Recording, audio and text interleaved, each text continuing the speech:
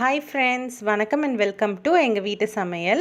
நம்ம இன்றைக்கி வந்து குக்கர்லேயே சக்கரை பொங்கலை சூப்பராக செய்கிறதுக்கு நம்ம பிகினர்ஸ்க்கெல்லாம் குட்டி குட்டி டிப்ஸ் வந்து கொடுத்துருக்கோம். அது என்னன்னு பார்ப்போம் வாங்க. இந்த வீடியோவில் பிகினர்ஸ் பொங்கல் உள்ள ரெசிபி தான் நாங்கள் இன்றைக்கி ஷேர் பண்ண போகிறோம். அதாவது குக்கிங்கில் ஆரம்ப நிலையில் உள்ளவங்களுக்கு சக்கரை பொங்கல் எப்படி குக்கரில் ஈஸியாக செய்யலாங்கிறதுக்கு நிறைய டிப்ஸோட பொங்கல் ரெசிபி செஞ்சு காட்டியிருக்கோம். வாங்க எப்படி செய்யலான்னு பார்க்கலாம். பொன்னி பச்சரிசி தான் நம்ம யூஸ் பண்ணுறோம். இது வந்து எவ்வளோ மடங்கு, அதாவது 100 கிராம் எடுத்தோம் அப்படின்னா பாகு வெல்லம் வந்து 200 கிராம் எடுத்துக்கணும். அப்போ தான் கரெக்டாக இருக்கும். அதுக்கப்புறம் தேவையான அளவு நீங்கள் வந்து முந்திரி பருப்பு, திராட்சை, நெய், பொடிச்ச ஏலக்காய் இதெல்லாம் எடுத்து வச்சுக்கோங்க.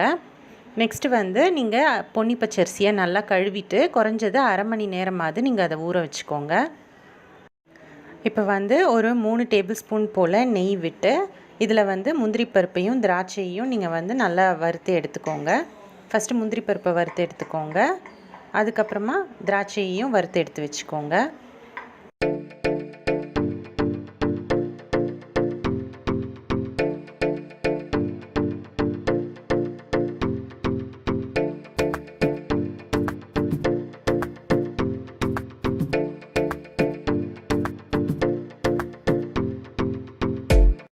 இப்போ வந்து வெல்லத்தை வந்து ஃபஸ்ட்டு நம்ம பாகு காய்ச்சணும். இதில் பாகு காய்ச்சும் போது தான் நம்ம அழுக்கு வந்து நம்ம எடுப்போம். இப்போ வந்து 200 கிராம் வெல்லத்துக்கு 1/4 டம்ளர் போல் தண்ணி ஊற்றிட்டு இந்த வெல்லம்லாம் கரையிற வரைக்கும் நீங்கள் வந்து பாகு காய்ச்சிக்கோங்க.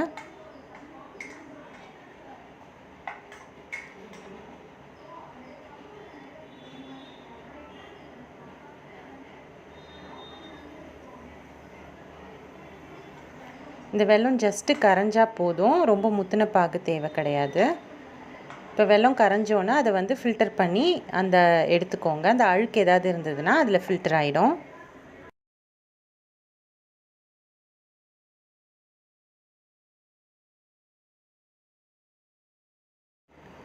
சக்கரை பொங்கலில் வந்து நம்ம பாலும் பருப்பும் சேர்க்கணும் அப்படின்னா நம்ம பால் வந்து 1 கப் சேர்த்துக்கலாம். பாசிப்பருப்பு வந்து 1/4 கப் சேர்த்துக்கலாம். இப்போ வந்து நம்ம பண்ணுற சக்கரை பொங்கலில் நம்ம பாலும் பருப்பும் சேர்க்க போகிறதில்ல. ஸோ 1 கப் அரிசி பச்சரிசி எடுத்திருக்கோம். அதை வந்து அரை மணி நேரம் ஊற வச்சுருக்கோம். இந்த 1 கப் பச்சரிசிக்கு வந்து நம்ம 4 மடங்கு போல் தண்ணி ஊற்ற போகிறோம். இப்போ நம்ம வந்து பால் சேர்க்குறதா இருந்தது அப்படின்னா நம்ம 3 மடங்கு தண்ணியும் 1 மடங்கு பாலும் சேர்த்துக்கலாம். அதே மாதிரி நம்ம வந்து பாலும் பாசிப்பருப்பும் சேர்க்கும்போது நம்ம வெல்லம் வந்து இன்னும் கொஞ்சம் ஜாஸ்தி போடணும். அப்படி இல்லைன்னா உங்களோட சக்கரை பொங்கல் வந்து கரெக்டாக ஸ்வீட்டாக இருக்காது. இந்த 2 பொருளும் சேர்க்கும்போது அந்த சக்கரை பொங்கலோட அந்த ஸ்வீட்னஸ் வந்து கம்மியாயிடும். அதனால் சப்போஸ் இது 2ம் சேர்த்திங்க அப்படின்னா நீங்கள் வந்து எக்ஸ்ட்ரா வெல்லம் போடணும். இப்போ வந்து நம்ம இதை வேக வைக்க போகிறோம்.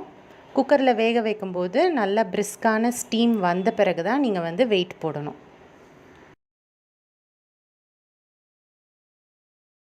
இப்போ சாதம் வேக வைக்கும்போது நீங்கள் வந்து தண்ணி நல்லா கொதிச்சோன்னு தான் நீங்கள் வந்து அரிசி போடணும். அது ஒரு பாயிண்ட்டு.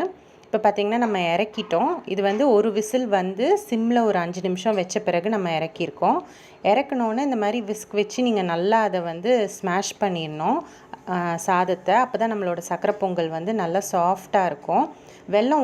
வெல்லப்பாகு சேர்க்குறதுக்கு முன்னாடியே நீங்கள் இது செஞ்சிங்கன்னா தான் உங்களுக்கு நல்ல சக்கரை பொங்கல் சாஃப்டாக இருக்கும். வெல்லம் சேர்த்த பிறகு உங்களுக்கு வந்து அப்படி முழிச்சிக்கும் சாதம். அதனால் இதை வந்து கண்டிப்பாக நீங்கள் மசிச்சிடணும். இப்போ வந்து நம்ம நல்லா மசித்த பிறகு நம்ம வெல்லப்பாகை இதில் சேர்த்துக்கணும். சேர்த்து அதை நல்லா மிக்ஸ் பண்ணிக்கோங்க.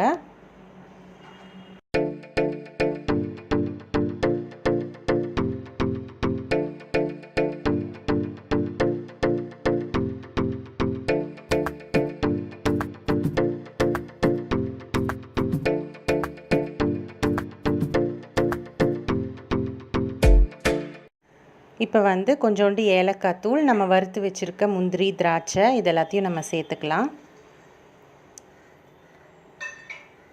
சேர்த்துட்டு நல்லா மிக்ஸ் பண்ணி விட்டுக்கோங்க.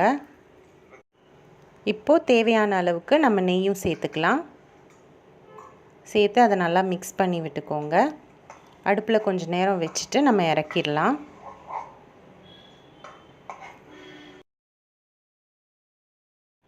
நம்மளோட சுவையான சக்கரை பொங்கல் வந்து சூப்பராக தயாராகிடுச்சு.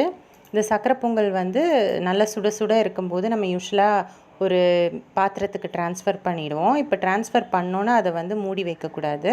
மூடினா அந்த அந்த வேப்பர்லாம் அந்த தட்டில் கண்டென்ஸ் ஆகி அப்படி தண்ணியாக கோத்துக்கும். அதனால் சூடோடு நீங்கள் வந்து மூடி வைக்காமல் பார்த்துக்கோங்க. அதே மாதிரி குக்கர் வந்து நல்லா ப்ரெஷர் எல்லாம் அடங்கின பிறகு நீங்கள் வந்து ஓப்பன் பண்ணுங்கள். அப்போ தான் சாதம் வந்து நல்லா வெந்து சாஃப்டாக இருக்கும். ஸோ இந்த மாதிரி குட்டி குட்டி டிப்ஸை நீங்களும் ஃபாலோ பண்ணி உங்களோட பொங்கலை நீங்கள் சூப்பராக நீங்கள் என்ஜாய் பண்ணி கொண்டாடுங்க. இந்த வீடியோ உங்களுக்கு பிடிச்சிருந்ததுன்னா லைக் பண்ணுங்கள், ஷேர் பண்ணுங்கள், சப்ஸ்கிரைப் பண்ணுங்கள். மறக்காமல் பெல் பட்டனையும் டேப் பண்ணுங்கள். அப்போ தான் எங்களோட ரெகுலர் அப்டேட்ஸ் உங்களுக்கு வந்து சேரும். தேங்க்யூ.